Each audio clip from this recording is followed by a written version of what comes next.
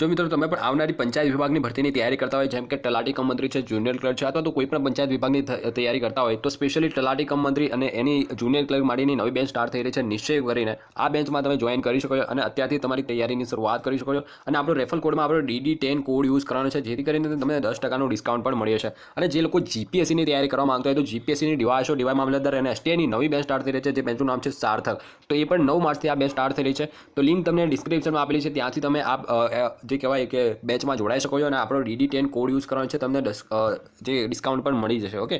અને એના સિવાય અનએકેડમી સાથે જોડાવાનો સૌથી મોટો ફાયદો એ છે કે અનએકેડમી પર તમને એક જ પ્લેટફોર્મ ઉપર એક જ સબ્જેક્ટ્સ માટે ઘણા બધા ફેકલ્ટીઝ મળી જાય છે. બરાબર. ગુજરાતની જેટલી પણ ટોપ ફેકલ્ટી છે, બધી જ ફેકલ્ટી અનએકેડમી પર આવી ગઈ છે. બરાબર. તો ઇન્ડિયાનું સૌથી લાર્જેસ્ટ પ્લેટફોર્મ બની ગયું છે અનએકેડમી. તો તમે તૈયારીની શરૂઆત કરી શકો છો અનએકેડમી સાથે. એના પ્લસ ફ્યુચર્સ પણ જોઈ શકો છો. ફ્રી ટેસ્ટ અને ફ્રી સ્કોલરશિપ ટેસ્ટનું પણ આયોજન થતું હોય છે. એના સિવાય પ્રાઇઝીસ જે પ્રાઇઝ કેટલી પ્રાઇઝ ચાલી રહી છે ત્યારે ડિસ્કાઉન્ટ સાથે એ પણ તમે જોઈ શકો. આપણો DD10 કોડ યુઝ કરો છો તો આ પ્રાઇસ ઉપર તમને સબસ્ક્રિપ્શન મળી જશે, ખાસ કરીને GPSC કેટેગરીમાં. અને જે લોકો ક્લાસ 3 કેટેગરીનું સબસ્ક્રિપ્શન લેવા માંગતા હોય તો એની પણ લિંક તમને ડિસ્ક્રિપ્શનમાં આપેલી છે અને એની પ્રાઇસ પર તમે જોઈ શકો છો. આ જે ફીસ આપેલી છે 1 મંથથી લઈને 24 મહિના સુધીનું સબસ્ક્રિપ્શન લઈ શકો છો અને આપણો DD10 કોડ યુઝ કરજો તો તમને 10%નું ડિસ્કાઉન્ટ પણ મળી જશે. અને બીજું કે અત્યારે સ્પેશિયલ ઓફર ચાલી રહી છે. જે લોકો ક્લાસ 3નું સબસ્ક્રિપ્શન લેવા માંગતા હોય એમના માટે સ્પેશિયલ ઓફર છે કે 30%નું ડિસ્કાઉન્ટ મળી રહ્યું છે. આપણો DD10 કોડ યુઝ કરીને તમે આ ડિસ્કાઉન્ટ મેળવી શકો છો. બરાબર. તો આપણે DD10 કોડ યુઝ કરજો તો તમને 30%નું ડિસ્કાઉન્ટ પણ મળી જશે, ખાસ કરીને ક્લાસ 3ના સબસ્ક્રિપ્શન ઉપર.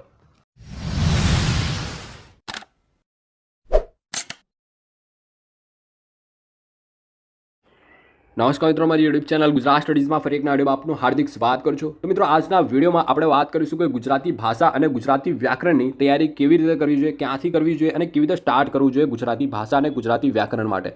એન્ડ બીજું કે લાસ્ટ ટાઈમ આપણે વાત કરી હતી જનરલ અવેરનેસ અને જનરલ નોલેજની તૈયારી કેવી રીતે કરવી જોઈએ. જો તમે એ વિડીયો ના જોયો તો કમેન્ટમાં પિન કરેલી છે વિડીયોની લિંક. આ વિડીયો પૂર્ણ થયા બાદ તમે એ વિડીયો જોઈ શકો છો. તો આજના વિડીયોમાં આપણે વાત કરીશું કે ગુજરાતી ભાષા અને ગુજરાતી વ્યાકરણની તૈયારી પંચાયત વિભાગની ભરતી માટે કેવી રીતે કરવી જોઈએ. તમે તલાટી કમ મંત્રીની તૈયારી કરતા હોય કે પછી જુનિયર ક્લર્ક હોય કે પછી ડેપ્યુટી એકાઉન્ટ હોય કે સ્ટેટિસ્ટિકલ આસિસ્ટન્ટ હોય, આ ગુજરાતી ભાષા અને ગુજરાતી વ્યાકરણ તમારા સિલેબસમાં એક કોમન વિષય છે. જેટલી પણ પંચાયત વિભાગની જેટલી પણ એક્ઝામ છે એમાં આ ગુજરાતી, ઇંગ્લિશ અને મેથ્સ એક આ કોમન વિષય છે. ઓકે. તો આજના વિડીયોમાં આપણે વાત કરીશું કે ગુજરાતી ભાષા અને વ્યાકરણની તૈયારી કેવી રીતે સ્ટાર્ટ કરવી જોઈએ એન્ડ આપણે આમાં સૌથી વધારે મેક્સિમમ સ્કોર કરી શકાય. તો આજનો વિડીયો પ્લીઝ લાસ્ટ સુધી જોજો. આ તમારા એક્ઝામ માટે ખૂબ જ ઉપયોગી થઈ શકશે, તમારી તૈયારી માટે ખૂબ જ ઉપયોગી થઈ શકશે. તો પ્લીઝ વિડીયોને લાસ્ટ સુધી જોજો. આજનો વિડીયો ખૂબ ઇન્ટરેસ્ટિંગ રહેવાનો છે. હવે મિત્રો, આ સ્ક્રીન ઉપર તમે જોઈ શકો છો ગુજરાતી ભાષા અને ગુજરાતી વ્યાકરણ આપણા જે સિલેબસ, ખાસ કરીને તલાટી કમ મંત્રી અને જુનિયર ક્લર્કની વાત કરીએ તો એમાં સિલેબસમાં 20 માર્ક્સમાં ગુજરાતી ભાષા અને વ્યાકરણ આપેલું છે. કેટલા માર્ક્સમાં? 20 માર્ક્સમાં. બરાબર. હવે આ 20 માર્ક્સની તૈયારી કેવી રીતે કરવી જોઈએ? તો આ 20 માર્ક્સની જે ગુજરાતીની તૈયારી કરવી હોય તો આપણે મેં એને 3 ભાગમાં ડિવાઈડ કર્યું છે. એક ગુજરાતી વ્યાકરણ કરવું પડે જેના 10 માર્ક્સ. બરાબર. 10 માર્ક્સ 10 જેટલા માર્ક્સનું પરીક્ષામાં પૂછાશે, ખાલી માત્ર ને માત્ર ગુજરાતી વ્યાકરણ. તો આ ગુજરાતી વ્યાકરણના એવા કયા ટોપિક કર્યા કે જેથી કરીને આપણને 10 માર્ક્સ પૂરેપૂરા મળી જાય. બરાબર. પછી આપણે વાત કરીશું ગુજરાતી ભાષાની. હવે ગુજરાતી ભાષામાં શું આવે? તો ગુજરાતી ભાષાની તમને વાત કરું ને તો ગુજરાતી ભાષામાં કંઈ મતલબ સમજવાનું નથી હોતું, માત્ર ગોખવાનું હોય છે. સમાનાર્થી, વિરુદ્ધાર્થી છે, રૂઢિપ્રયોગ છે, આ બધું પૂછાતું હોય છે. તો એના વિશે પણ વાત કરીશ કે એની તૈયારી કેવી રીતે કરવી જોઈએ, જે પરીક્ષામાં 5 માર્ક્સ જેટલું પૂછાશે. બરાબર. ત્યાર પછી ગુજરાતી સાહિત્ય. ગુજરાતી સાહિત્ય પણ આવેલું છે, 5 માર્ક્સ જેટલું પૂછાઈ શકે છે સાહિત્ય પણ. ઓકે. તો હવે આપણે વાત કરીશું 1 બાય 1 કે ગુજરાતી વ્યાકરણ, સાહિત્ય, ભાષા અને સાહિત્યની તૈયારી કેવી રીતે કરવી જોઈએ. અહીંયા તમને જસ્ટ વેટેજ બતાવી દીધું કે કેટલું કયો વિષય, ભાષા વ્યાકરણ કેટલું ઇમ્પોર્ટન્ટ છે, ભાષા કેટલું ઇમ્પોર્ટન્ટ છે, સાહિત્ય કેટલું ઇમ્પોર્ટન્ટ છે. બરાબર. અહીંયા વેટેજ જોઈને તમે એટલું તો ખ્યાલ આવી ગયો હશે. આગળ વાત કરીએ તો સૌથી પહેલાં આપણે વાત કરીશું ગુજરાતી વ્યાકરણ અને ગુજરાતી ભાષા. હવે આ ગુજરાતી વ્યાકરણમાં તમે જોઈ શકો છો આટલા ટોપિક કરો ને એટલે તમારા જે 10 માર્ક્સ આપેલું હતું ને 10 માર્ક્સ જેટલું પૂછાય. બરાબર. તો આ 10 કરી લો એટલે આ 10 ટોપિક જેટલા 10 ટોપિક જેટલા આપેલા છે, વિશેષણ અને ક્રિયા વિશેષણ છે, શબ્દક્રમની ગોઠવણી છે. હવે મિત્રો, તમે કોઈ પણ પરીક્ષા જોઈ લો, દરેક પરીક્ષામાં આમાંથી પ્રશ્ન પૂછાય છે. બરાબર. તમને ખ્યાલ છે દરેક પરીક્ષામાં તમે તલાટી કમ મંત્રી અથવા જુનિયર ક્લર્ક હોય કે કોઈ પણ ભરતીની તૈયારી કરતા હોય, આ ગુજરાતી વ્યાકરણના મોસ્ટ ટાઈમ બી ટોપિક છે. આમાંથી પ્રશ્ન દરેક એક ટોપિકમાંથી એક પ્રશ્ન પૂછાય જ છે. વિશેષણનો પ્રશ્ન પૂછાય, તમને ખબર છે, છંદ છે, કૃદંત છે, સમાસ છે, અલંકાર છે, આ બધામાંથી એક પ્રશ્ન તો પૂછાય છે. બરાબર. તો આપણે એક ટોપિક એવા સારી રીતે તૈયાર કરીએ કે જેથી કરીને આમાંથી જો પ્રશ્ન પૂછાય ને તો આપણને આવડે જ. ઓકે. તો આપણને આવડે જ. જેમ કે આપણે છંદ કર્યા તો છંદમાંથી તમને ખબર છે કે એક આદો તો પ્રશ્ન, હું મિનિમમ વાત કરું છું, એક આદો પ્રશ્ન તો છંદનો પૂછાય જ. ઓકે. પછી સમાસમાંથી પણ એકાદો પ્રશ્ન તો પૂછાય, અલંકારમાંથી પણ પ્રશ્ન પૂછાય. ઓકે. નિપાત છે, સંયોજક છે, હા, શબ્દક્રમની ગોઠવણી છે, આ બધામાંથી એક એક પ્રશ્ન તો દરેક પરીક્ષામાં પૂછાતા હોય છે, રાઈટ. તો આપણે આ 10 ટોપિક કરી લઈએ ને વ્યાકરણમાં, આનાથી વધારે ના કરીએ ને તો પણ ચાલશે. એની કેવી રીતે તૈયારી કરવાની છે એ પણ હું તમને આગળ વાત કરવાનો છું. ઓકે, ત્યાર પછી આપણે વાત કરીએ ગુજરાતી ભાષાની. હવે આ ગુજરાતી ભાષા છે ને આપણા 5 માર્ક્સ જેટલું પૂછાઈ શકે છે, બરાબર. તો એ 5 માર્ક્સ માટે સમાનાર્થી, વિરુદ્ધાર્થી, શબ્દ સમૂહ માટે એક શબ્દ, રૂઢિપ્રયોગ અને તેનો અર્થ અને તળપદા શબ્દો. હવે આની તૈયારી કેવી રીતે કરવી જોઈએ? ગુજરાતી ભાષાની આપણે સૌથી પહેલા વાત કરીશું કે ગુજરાતી ભાષાની તૈયારી કેવી રીતે કરવી જોઈએ. તો મિત્રો અત્યારે જ મેં હમણાં જ ગુજરાતી ભાષાની એક ટેલિગ્રામ ઉપર PDF મૂકી છે, જે અગાઉ પરીક્ષામાં પૂછાઈ ગયેલા પ્રશ્નો, બરાબર, સમાનાર્થીના જેટલા પણ અત્યાર સુધીમાં જેટલા પણ પરીક્ષામાં પૂછાઈ ગયેલા હોય બધા જ પ્રશ્નો આવી ગયા છે. વિરુદ્ધાર્થીના બધા જ પ્રશ્નો એક જ PDFમાં આવી ગયા છે. શબ્દ સમૂહ માટે એક શબ્દ, જેટલી પણ અત્યાર સુધીની પરીક્ષામાં પૂછાયા શબ્દ સમૂહ એ બધા જ આવી ગયા છે, બરાબર. તમે GCRTમાંથી નહીં વાંચો ને તો પણ ચાલશે, કેમ કે GCRT ઘણા બધા લોકો અક્ષર કહેતા હોય છે કે અક્ષરની બુકમાંથી પણ કરી શકો, પરંતુ ઘણું બધું એમાં આપેલું છે. ઘણા બધા સમાનાર્થી આપેલા છે, ઘણા બધા વિરુદ્ધાર્થી આપેલા છે, પરંતુ આપણે એટલું સ્માર્ટલી થોડું વિચારીએ કે આપણે પાછલા વર્ષમાં પરીક્ષામાં પૂછાઈ ગયેલા હોય એટલા જ આપણે યાદ કરી લઈએ, બરાબર. એટલા જ આપણે યાદ કરી લઈએ સમાનાર્થી, વિરુદ્ધાર્થી, તો વધારે સારું રહેશે, બરાબર. એટલે મેં પાછલા વર્ષમાં જેટલી આપણે પૂછાયેલા એ બધા પ્રશ્નોની PDF મૂકી. તો ગુજરાતી ભાષા માટે મેં PDF મૂકી છે, એમાંથી તમે સમાનાર્થી, વિરુદ્ધાર્થી છે, શબ્દ સમૂહ માટે છે એક શબ્દ, રૂઢિપ્રયોગ છે, તળપદા શબ્દો છે, એ PDFમાંથી 21 પેજની PDF હશે. એ PDF તમે યાદ કરી લેજો, એના રોજ એક પેજ વાંચજો ને તો પણ 21 દિવસની અંદર તમારું ગુજરાતી ભાષા થઈ જશે, બરાબર. એટલે કે તમે એવી રીતે એ PDF સિવાય બીજું કંઈ જ ના વાંચતા, સમાનાર્થી, વિરુદ્ધાર્થી. પછી તમારી ઈચ્છા, તમે અક્ષરમાંથી પણ વાંચી શકો છો, પરંતુ અક્ષરમાં ઘણા બધા સમાનાર્થી આપેલા છે, ઘણા બધા વિરુદ્ધાર્થી આપેલા છે, રાઈટ. તો આપણે પાછલા યરના પેપરમાં જે પ્રશ્નો પૂછાયેલા હોય સમાનાર્થીના એટલા યાદ કરી લે તો વધારે સારું રહેશે, બરાબર. કેમ કે 5 માર્ક્સ જેટલું ભાષામાંથી પૂછાય છે. હવે આપણે વાત કરીશું કે આપણે ગુજરાતી સાહિત્યની કેવી રીતે તૈયારી કરશું. પછી આપણે વાત કરીશું ગુજરાતી વ્યાકરણની. ઓકે, તો સાહિત્યની વાત કરીએ તો મેં સાહિત્યની અગાઉ PDF મૂકેલી છે કે યુવા ઉપનિષદની પણ PDF મૂકેલી છે, અને GCRT આધારિત જે પ્રશ્નો, GCRT આધારિત જે પણ સાહિત્યકારો છે, બરાબર, ધોરણ 5થી લઈને ધોરણ 10 સુધીના તમામ સાહિત્યકારોની PDF મૂકી છે. તો એ PDFમાંથી એક સાહિત્યકાર રોજ વાંચો તો સાહિત્યની પણ તૈયારી થઈ જાય. અથવા તો હું એક બીજી PDF મૂકવાનો છું આજે સાહિત્યની, જેમાં 50 મોસ્ટ IMP સાહિત્યકારો આવી જશે, બરાબર. પેલા 50 મોસ્ટ IMP સાહિત્યકારો પાઠ્યપુસ્તક આધારિત એ સાહિત્ય, ખાલી વધારે નહીં તો એ સાહિત્યકાર જોઈ લેજો ને તો પણ તમારા જે પરીક્ષામાં પૂછાઈ શકે છે સાહિત્યના જેટલા પણ પ્રશ્ન એ PDFની બહાર નહીં જાય એવું, મતલબ GCRT આધારિત છે તો એમાંથી જ પૂરેપૂરી સંભાવના છે પૂછાવાની સાહિત્યની. ઓકે, તો એ PDF કરી લેજો. એ PDF પણ હું આજે ટેલિગ્રામ પર મૂકી દઈશ. આ વિડીયો પબ્લિશ થાય એની પહેલાં એ PDF આવી જશે ટેલિગ્રામ પર સાહિત્યની. ઓકે, હવે આપણે વાત કરીશું કે ગુજરાતી વ્યાકરણની તૈયારી કેવી રીતે કરવી જોઈએ. કેમ કે ગુજરાતી ભાષા અને ગુજરાતી સાહિત્ય એક એવો વિષય છે કે તમે જેને વાંચીને પણ તૈયારી કરી શકો છો, બરાબર. વાંચવાનું પણ તમને ખબર હોવું જોઈએ, યોગ્ય કઈ રીતે ક્યાંથી શું વાંચવું જોઈએ, બરાબર. તો અગાઉ પરીક્ષામાં પૂછાયેલા પ્રશ્નો વાંચી લેજો ભાષા માટે, અને સાહિત્ય માટે હું PDF મૂકું ને એમાંથી 50 જેટલા મોસ્ટ IMP સાહિત્યકારની PDF મૂકેલા છે. મેં આગળ કીધું એ પ્રમાણે એ PDFમાંથી સાહિત્યકારો વાંચી લેજો, એમાંથી જ પ્રશ્ન હશે સાહિત્યકારોના, બરાબર. અને બીજું કે ભાષાની જે PDF મૂકેલી છે અગાઉ પરીક્ષામાં પૂછાઈ ગયેલા એ પ્રશ્નો યાદ કરી લેજો. કેમ કે આ બે વિષય એવા છે કે તમે જાતે પણ ગોખવાના વિષય છે, બરાબર, ભાષા અને સાહિત્ય, જેને તમે જાતે પણ વાંચીને તૈયાર કરી લેશો.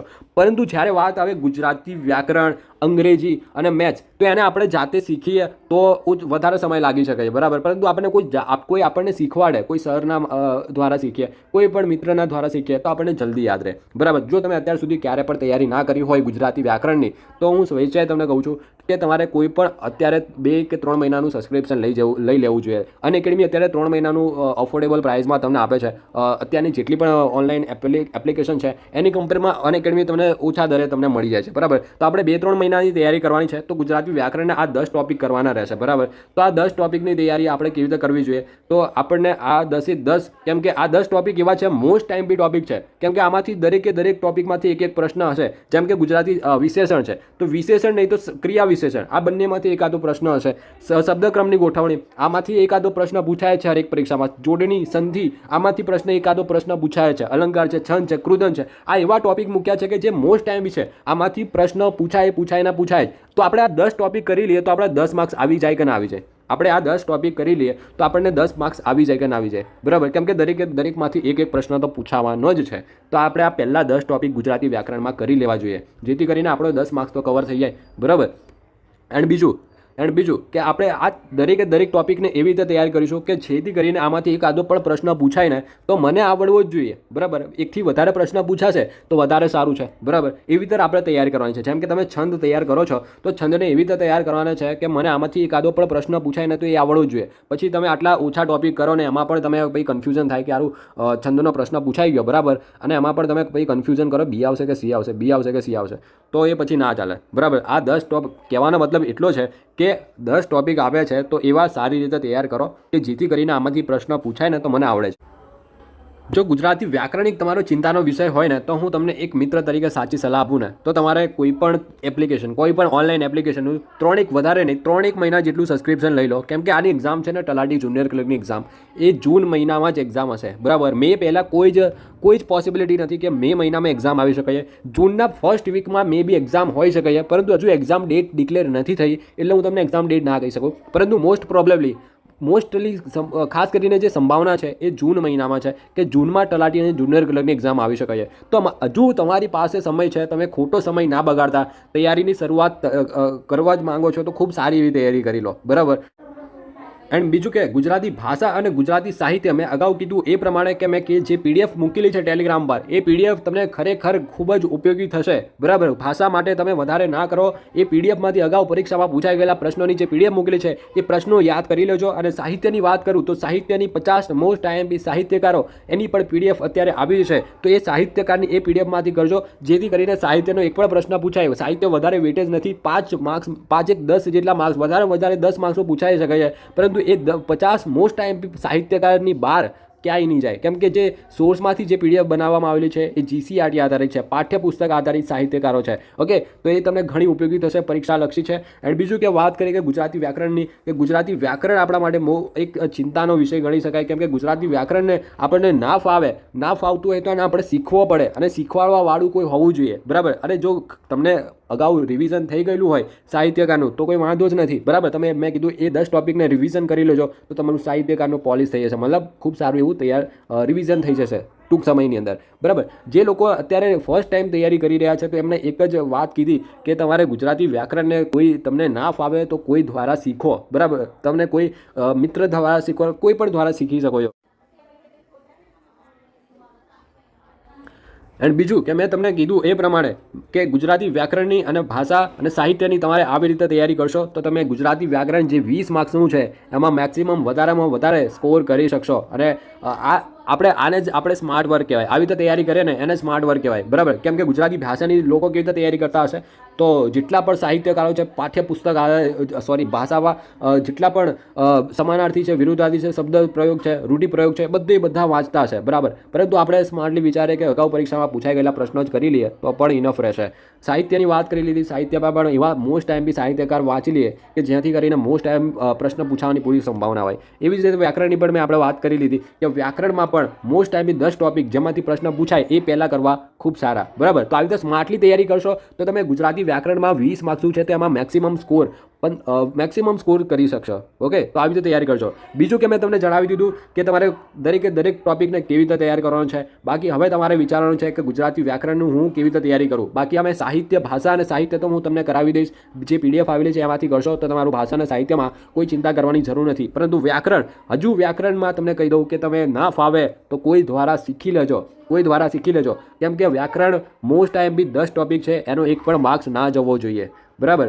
એમાંથી પ્રશ્ન હશે જ. બસ તો મિત્રો આજના વિડીયો પૂરતું આટલું જ. જો તમને આ વિડીયો થોડી પણ મદદ થઈ હોય અને થોડી પણ હેલ્પફુલ તમને આ વિડીયો લાગ્યો હોય તો જરૂરથી એક લાઇક કરજો. એન્ડ બીજું કે ચેનલ પર નવા અને સબસ્ક્રાઇબ કરવાનું બાકી તો સબસ્ક્રાઇબ પણ કરી શકો છો. બીજું તમને જો કોઈ પ્રશ્ન હોય તો કોમેન્ટ મેસેજ કરી શકો છો. એન્ડ મળે નેક્સ્ટ વિડીયોમાં. આજના વિડીયો પૂરતું આટલું જ. અને પર્સનલી મને ઇન્સ્ટાગ્રામ પર પણ મેસેજ કરીને પૂછી શકો છો. તમને કોઈ પણ ડાઉટ હોય મને ઇન્સ્ટાગ્રામ પર પર્સનલી મેસેજ કરી શકો છો, ઓકે. તો લિંક તમને કોમેન્ટ પિન કરેલી છે.